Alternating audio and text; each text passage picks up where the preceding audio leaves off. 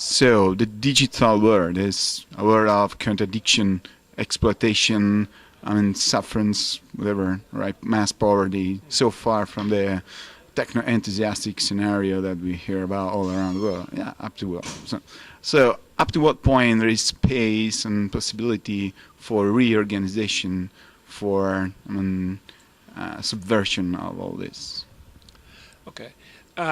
Indeed, there were utopian hopes and promises, especially in the 1990s.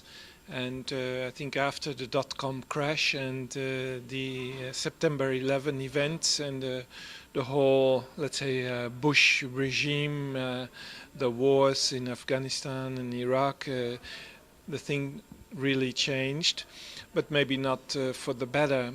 Around the world, neoliberalism may be in a crisis, but just in terms of political organization, there's not much happening. So it is really a question if the current so-called Web 2.0 in the internet is the ideal tool for social movements to organize themselves. I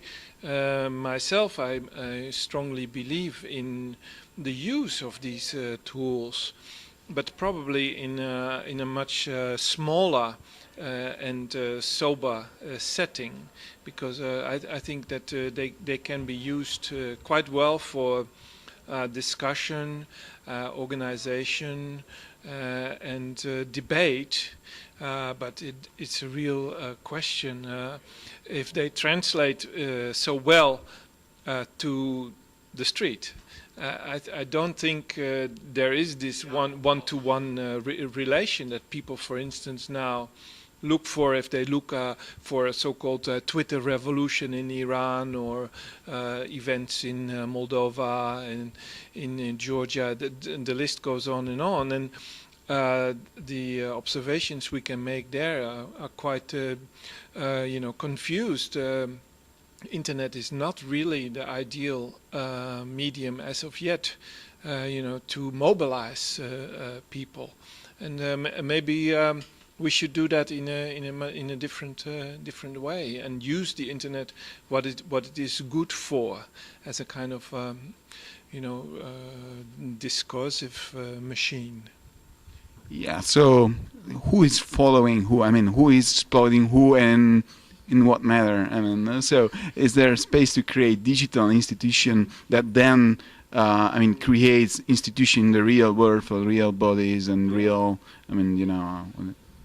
In general, we see, that the events on the internet are accelerating.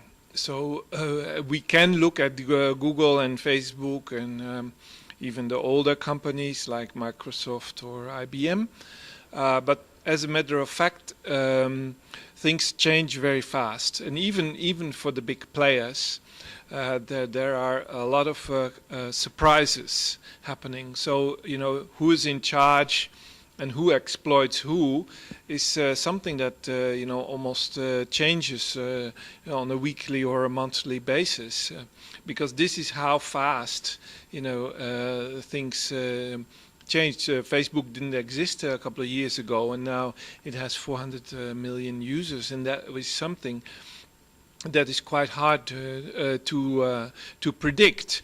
So I think the exploitation only really starts, when there's time, because in the nanoseconds, of course, we can look for these things, but I think it will only happen, and this is kind of what Google is betting on. Google is betting on creating large databases that will create meaning and value over time. And this is the strange bet that these companies are all doing on the so-called real-time internet. Because it's really a question whether they will be in charge when it comes to real time, because to manipulate real time is really difficult even for very large corporations. Oh, real time. Yeah. Thanks.